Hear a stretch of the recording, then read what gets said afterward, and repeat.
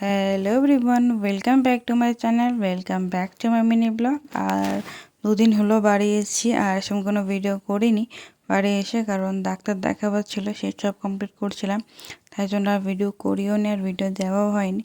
তো ফাইনালি কালকে বিয়েবাড়ি আছে, তাই জন্য আজকে একটু প্রিপারেশান নিচ্ছিলাম আর বাজারে এসেছিলাম যেহেতু একটা গিফট কেনার ছিল।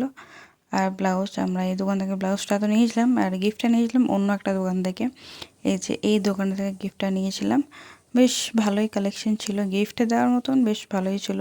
বেশ বেডশিট, চাদর, শাড়ি, শাল এইসব পাওয়া যায়। তো বেশ ভালোই ছিল। তো আমরা তো শাড়ি দেবো, সেখান থেকে শাড়ি দেবো বলে সেখান থেকে শাড়ি নিয়ে আমরা বেরিয়ে গেছিলাম। আর সামনে একটা ভাক্কার দোকান ছিল, বেশ ভালোই করে, মানে সিলেবাসের অপোজিটে একটা কাকু করে বসে শীতকালে, বেশ ভালোই লাগে খেতে সেখানকার ভাক্কাটা।